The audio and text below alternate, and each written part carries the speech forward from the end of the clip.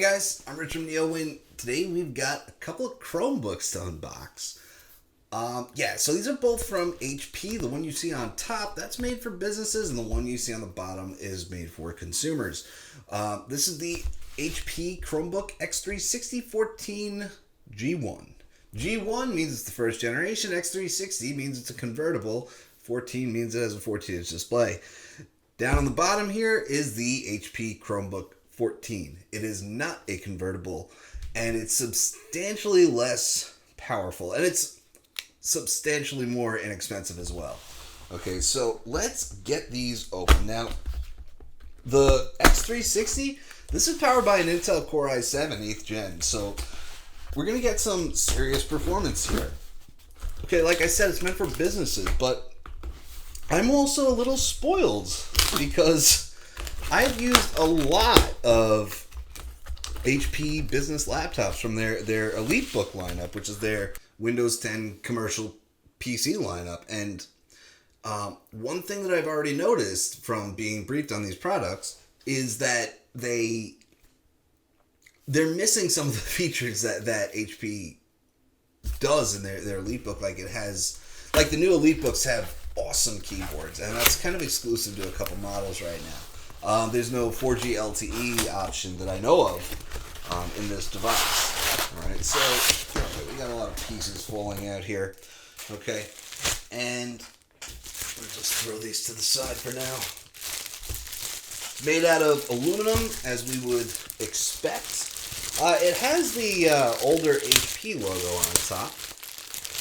Right, it doesn't have that newer one that's kind of made for premium PCs. So yeah, it has the Chrome logo indicating that it's a Chromebook, and it's actually the keyboard is quite nice. Just kind of feeling it. I was actually wondering if the EliteBook team and the Chrome, like if they all kind of work together, you know. Let's see what else is in the box here. Power adapter, uses USB Type-C, which is nice, 45 watts. Yeah, nice. It's nice to see USB Type-C because for a while, the thing about business laptops is sometimes they use like proprietary chargers or something like from the era of before USB Type-C, and what a lot of companies did was they used both for a while because obviously businesses have a lot of laptops, so they have a lot of chargers. So switching to USB Type-C completely means throwing out all of those old cables and buying new ones. So what companies did for probably about 2 years was they used both, their old charger and USB Type-C, and now most devices just have Type-C. Okay, we can see here's our Type-C cable on this side, micro SD slot, which is nice, 3.5 millimeter combo audio, USB Type-A, and another Type-C slot. Ooh, that's nice for HP, I gotta say, because I'm gonna rant about USB Type-C ports for a second. Because Lenovo's ThinkPads always have them on the left. There's two of them, always on the left. So when you want to charge the device, it goes on the left.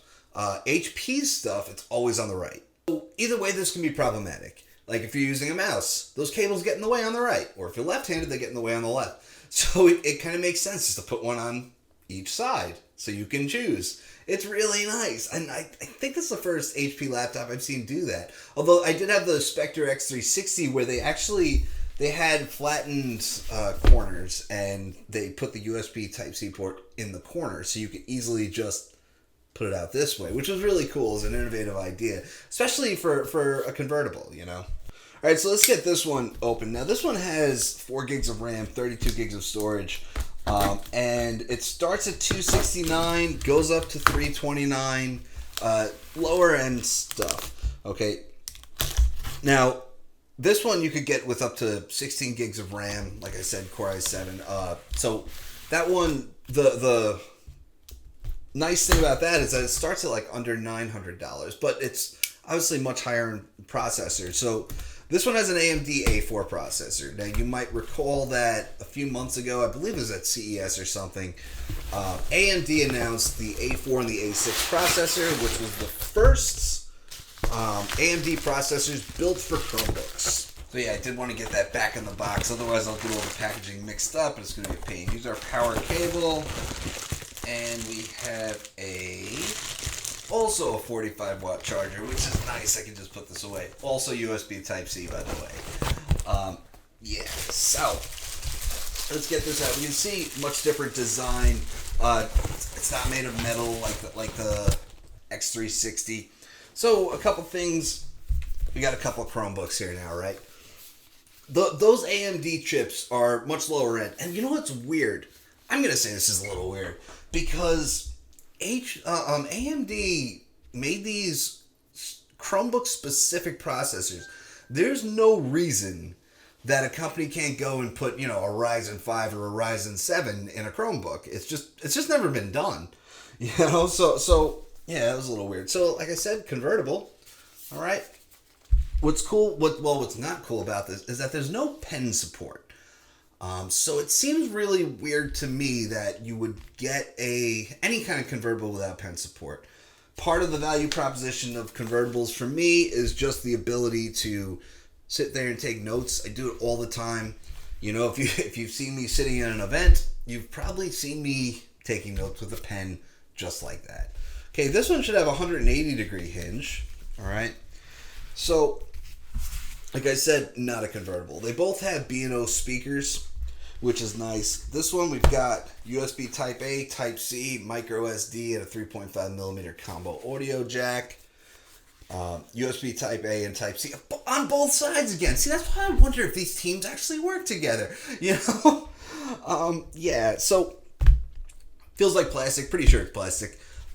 It feels premium though, and I wish more companies did plastic, because plastic is very strong, and it can take kind of a beating. And premium plastic does exist. We've seen it in phones with like the old Nokias and stuff. Like, you can do premium and plastic, and people will buy it. Well, they might not buy it. I don't know. But everybody seems to want to think that just aluminum is all there is. All right. So, like I said, B&O speakers on both, and you can see we definitely have a different keyboard on this end. This is quite nice. They use lowercase keys on the keyboard, which is something that's very common in Chromebooks. Probably, it must be part of the design standard for Chromebooks, but I don't like it. I like my regular capitalized keys on keyboards, but obviously it doesn't make much of a difference. If you're used to Windows PCs, you will notice some big differences about the keyboard, which obviously there's no Windows key. There's a search key right here instead of caps lock. Okay, so yeah, there are some differences there. So these are both full HD. I do think that we have a nicer display on the x360. Again, it is more expensive. It's more premium. We have narrower bezels on the x360, at least on the sides. Okay, and honestly, I think this is the one that you want. Obviously, it's nicer, but this is going to get the job done at a much lower price point. This model is $329. It has touch, if I can see. Yeah, it has touch, which is nice. Although, I guess you could kind of do some touch stuff like this if you want, or you could probably turn it upside down and... No, you can't. But I was going to say, maybe you could just work like this, which would be kind of cool. But no, it's apparently not. The color here is called Ink Blue. It also comes in chalkboard gray and snow white. So there's a couple of different options here. Like I said, it starts at $249. This was $329. The $249 one does not have touch. Okay, so this is the higher end one, and this is what it goes up to, which is 32 gig storage, 4 gigs of RAM. So I just set up both of these machines. We can see that the experience is similar. We have different icons at the bottom. And one thing is that the x360 really tried harder to get me to sync my phone with this, and it installed Android messages. And what's cool about that is that you can use Android messages to send and receive text from your phone. So it's really just a web app, the same as the if you went to, I think it's messages.android.com, and you just link your phone, and it works great.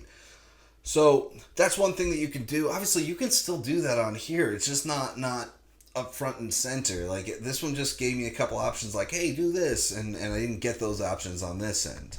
Okay, couple other things.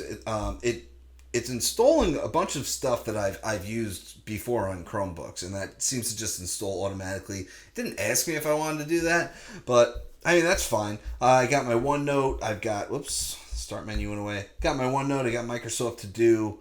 There's an HP app that seems to be incoming. Slack, Skype, Amazon Kindle, and Amazon Kindle is cool. And it's one thing that I actually really enjoy about Chromebooks now is that they have Android apps. Now, the Android apps, support for them isn't great, and when it comes to Android, support for this form factor is not great. Like, Android apps are optimized for phones, and so when you get a tablet, that's why, I mean, it's generally undisputed that iPads are better than Android tablets for that reason.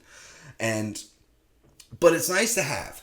So when there's something that doesn't work well in a browser, it's nice to have those Android apps almost as a backup.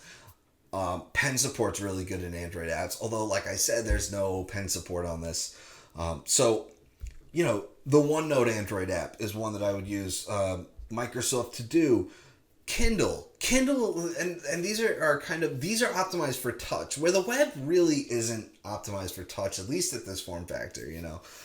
So a lot of these are good to have. I wouldn't play games, so certain things I just wouldn't do, but to have the power of those apps behind you is beneficial, and I'd love to see this evolve over time. I know that generally, the tech media thinks that it's not going to happen. And by the way, you can run Linux apps on this too. That's in beta, or at least it was. I just installed an update, and now we're restarting from this update. And what's wild, another wild thing about Chrome OS to me is just how fast these updates install. Right? Like I installed this thing, and there it is.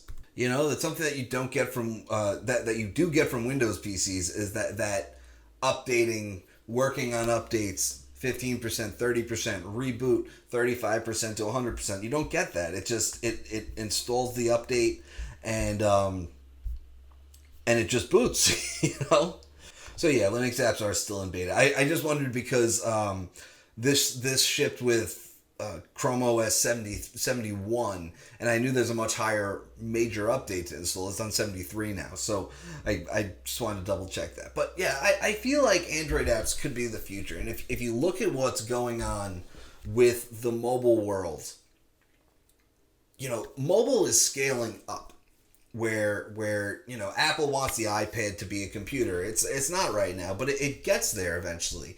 You look at Google Stadia and Apple Arcade with these gaming plans, and it's really about mobile gaming, because mobile gaming is something like a $75 billion a year business. So this is the next frontier for gaming. This stuff gets better to the point where less and less people are using the larger form factor. So I have no doubt that people like to make fun of mobile apps. They don't do anything. They're getting better, and they'll continue to get better until they get as good as they can be, because the hardware gets more powerful. As more and more people want to do things on their phones and such, the mobile apps will get better.